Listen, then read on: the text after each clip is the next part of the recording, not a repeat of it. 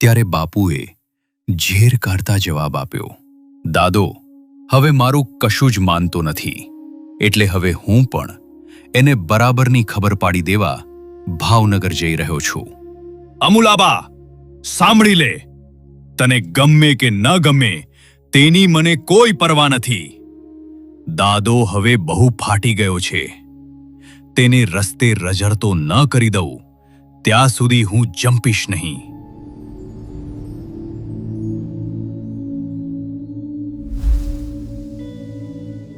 શ્રીહરિએ ગઢપુરને પોતાનું ઘર બનાવ્યું હતું અને દાદા ખાચરના દરબારમાં રોજ સત્સંગ, જ્ઞાનની વાતો અને દિવ્ય ઉત્સવોની છોડો ઉડતી હતી.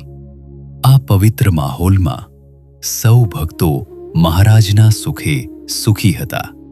પણ આ જ ગઢપુરમાં રહેતા જીવા ખાચરના મનમાં ક્યારેક ઈર્ષ્યા અને જીદના વમળો ઊભા થતા. જીવા બાપુનો સ્વભાવ જરા જટિલ અને જિદ્દી હતો.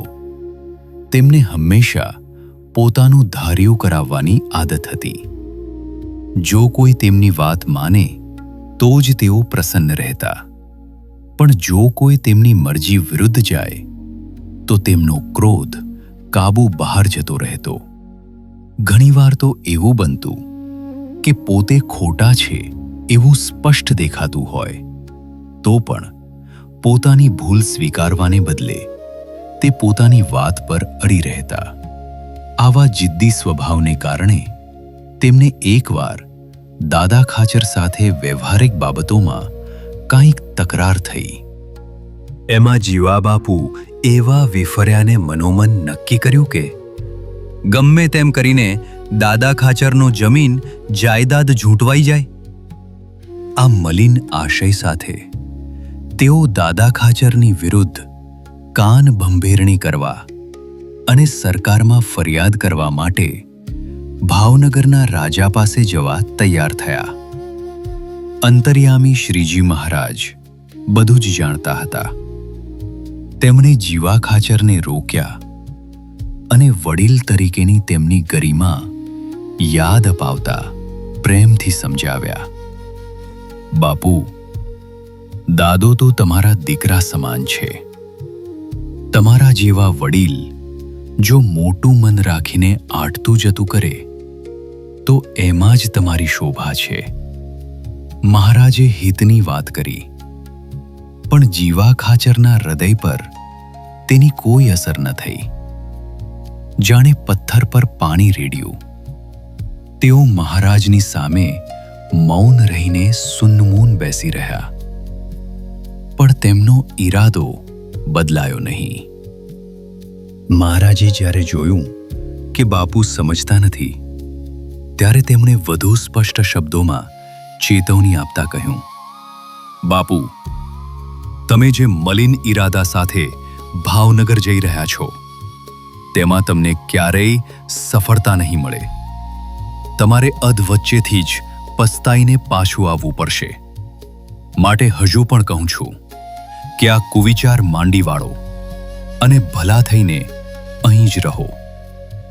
ભગવાન પોતે અંતર્યામીપણે ભવિષ્ય ભાંખતા હતા અને જીવા ખાચરનું હિત ઈચ્છતા હતા. છતાં દાદા ખાચર પ્રત્યેનો દ્વેષ જીવા ખાચરની બુદ્ધિ પર એવો સવાર થયો હતો કે તેમને પોતાના ઈષ્ટદેવના વચનો પર પણ વિશ્વાસ ન રહ્યો. પોતાનો અસલી હેતુ છુપાવવા માટે તેમણે વાત ફેરવતા મહારાજને કહ્યું, મહારાજ, મારે તો ત્યાં બીજા અંગત કામ માટે જવાનું છે. મહારાજ તો સર્વજ્ઞ હતા. તેમણે છેલ્લી વાર ગંભીરતાથી ટકોર કરી, અમે તો તમને સાચી સલાહ આપીએ છીએ. જો માનશો તો સુખી થશો, નહીંતર પછી તમારે પેટ ભરીને પસ્તાવાનો વારો આવશે. આટલી સ્પષ્ટ અને આગ્રહભરી ચેતવણી છતાં જીવા ખાચરની જીદ ઓછી ન થઈ. તેઓ મહારાજની આજ્ઞાને નેવે મૂકી ઉતાવળે ત્યાંથી નીકળી ગયા. તે પોતાની ડેલીએ પહોંચ્યા અને ક્રોધમાં આવી ભાવનગર જવાની તૈયારી કરવા લાગ્યા. તેમની દીકરી અમુલાબા, જેઓ પોતે ખૂબ જ ભક્તિવાન હતા, તેમને પિતાના આ મલિન ઈરાદાની ગંધ આવી ગઈ. તેમણે ચિંતાતુર સ્વરે પૂછ્યું, પિતાજી, અત્યારે આમ અચાનક ભાવનગર કેમ જાઓ છો? ત્યારે બાપુએ ઝેર કાઢતા જવાબ આપ્યો, દાદો, હવે મારું કશું જ માનતો નથી, એટલે હવે હું પણ એને બરાબરની ખબર પાડી દેવા ભાવનગર જઈ રહ્યો છું. અમુલાબા પોતાના પિતાના જિદ્દી અને ક્રોધી સ્વભાવને સારી રીતે જાણતા હતા. તેમના મનમાં એક ઊંડો વિચાર આવ્યો, ક્યાં ભાઈ દાદા ખાચરની ભગવાન પ્રત્યેની અનન્ય ભક્તિ અને સમર્પણની પરાકાષ્ઠા, અને ક્યાં મારા પિતાના હૃદયમાં રહેલા આ દ્વેષ અને ઈર્ષાની પરાકાષ્ઠા? આ વિચારે તેમના અંતરમાંથી એક ઊંડો નિસાસો નીકળી ગયો. પરંતુ જીવા ખાચર તો વેરના વમળમાં એવા ફસાયા હતા કે તેમને દીકરીના દુઃખની પણ દરકાર નહોતી. તેમણે ગુસ્સામાં ધરાકો કર્યો, અમુલાબા, સાંભળી લે, તને ગમે કે ન ગમે તેની મને કોઈ પરવા નથી. દાદો હવે બહુ ફાટી ગયો છે. તેને રસ્તે રઝળતો ન કરી દઉં ત્યાં સુધી હું જંપીશ નહીં. અને મને તો એ વાતનું આશ્ચર્ય છે કે મહારાજ તેનું આટલું ઉપરાણું કેમ લે છે? હવે મહારાજનું જોર પણ કેટલું ચાલે છે એ પણ હું જોઈ લઈશ.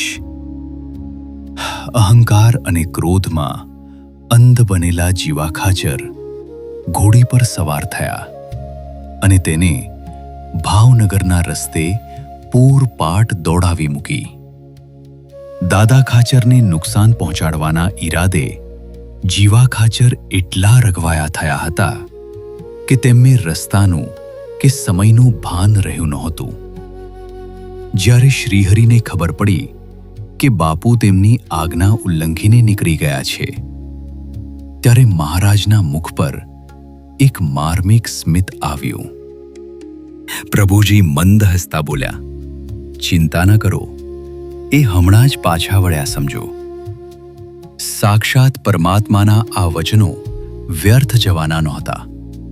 બરાબર એ જ ઘડીએ માંડવધારના રસ્તે જ્યારે જીવા ખાચરની ઘોડી પવન વેગે દોડી રહી હતી, ત્યારે અચાનક તેને જોરદાર ઠેસ વાગી.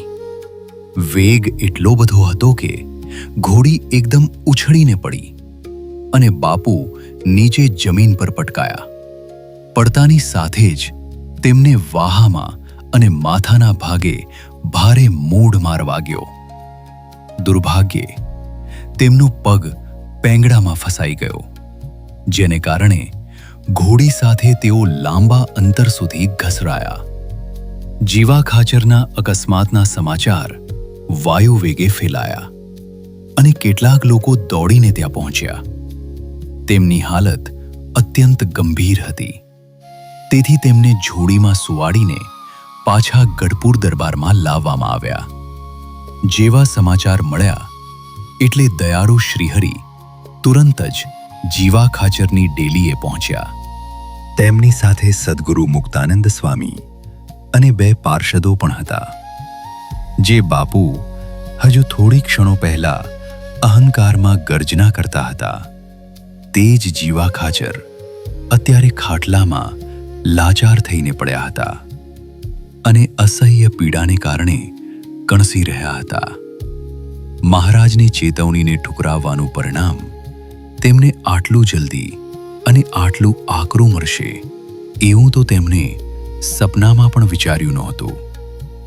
જે માર્ગે તેઓ વિજય મેળવવા ગયા હતા, ત્યાંથી તેઓ ઘાયલ થઈને પાછા ફર્યા હતા. અમુલાબાએ તુરંત પ્રભુને વિરાજવા માટે પલંગ ઢાળ્યો અને તેના પર રેશમી રજાઈ બિછાવી. શ્રીહરિ અત્યંત કરુણા સાથે બાપુની પાસે પલંગ પર બિરાજ્યા ને જીવા ખાચરના ઈજાગ્રસ્ત શરીર પર પોતાનો કોમળ હસ્તકમળ ફેરવતા અત્યંત વાત્સલ્યપૂર્વક કહ્યું, બાપુ, અમે તમને નીકળતી વખતે ચેતવ્યા હતા કે જો તમે અમારી વાત માની ગયા હોત તો આજે તમારે આ અસહ્ય તકલીફ વેઠવાનો વારો ના આવ્યો હોત. મહારાજે તેમને જીવનનો ગૂઢ બોધ આપતા આગળ સમજાવ્યું કે બાપુ, હવે તમારી ઉંમર થઈ છે. આ અવસ્થા તો સંસારના પ્રપંચો અને વ્યવહારમાંથી વૃત્તિ પાછી ખેંચીને ભગવાનમાં જોડવાની છે. આ ઉંમરે હજુ પણ હૃદયમાં ક્રોધ, માન અને ઈર્ષાના વેગ રાખવા તે ઉચિત નથી.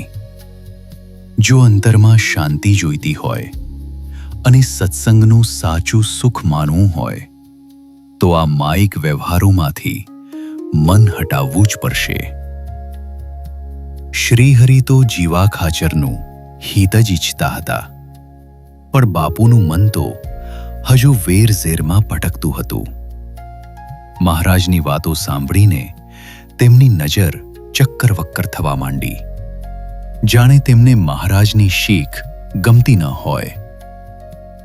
તેમની આ મનોદશા સમજી જઈને પ્રભુએ ફરી ટકોર કરી, બાપુ, મનુષ્યને હંમેશા એવો ભ્રમ હોય છે કે પોતે ધારે છે એમ જ બધું થાય છે, પણ વાસ્તવમાં કાંઈ પણ તેના હાથમાં નથી. માનવી તો આખા બ્રહ્માંડનું રાજ્ય મેળવવાના મનસૂબા ઘરે છે, પણ એ ભૂલી જાય છે કે ભગવાનની મરજી વગર એક સૂકું પાંદડું પણ હલી શકતું નથી. દરેક જીવની જીવનદોરીનો સંચાર પરમાત્માના હાથમાં છે. વિચાર તો કરો, શ્રીહરિની કરુણા કેટલી અપરંપાર હતી. જે જીવા ખાચરે મહારાજનું અપમાન કર્યું, તેમની આજ્ઞા લોપી અને દાદા ખાચર પ્રત્યે દ્વેષ રાખ્યો, તે જ જીવા ખાચરને દુઃખમાં જોઈને મહારાજ પોતે સામે ચાલીને દર્શન દેવા પધાર્યા. તેમના આત્માના કલ્યાણ માટે મીઠી ભલામણો કરી, પરંતુ જીવા ખાચર દ્વેષની ઊંડી ખાઈમાં એવા પટકાયેલા હતા કે સાક્ષાત ભગવાન સામે હોવા છતાં તેઓ ચેતી શક્યા નહીં. હિતના શબ્દો કહીને મહારાજ જ્યારે મોટી ડેલીએથી વિદાય થયા ત્યારે પણ જીવા ખાચર પશ્ચાતાપ કરવાને બદલે ત્રાસી નજરે તેમને જોતા રહ્યા. આ સૃષ્ટિનો કેવો વિચિત્ર અને કરુણ વ્યવહાર છે.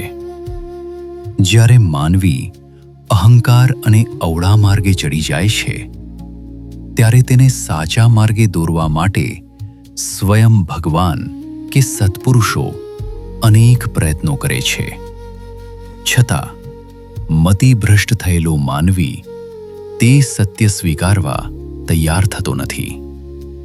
જીવા ખાચરનો આ પ્રસંગ સત્સંગીઓ માટે એક મોટી ચેતવણી સમાન છે કે ભગવાનના હિતકારી વચનો માનવામાં જ જીવનું કલ્યાણ છે.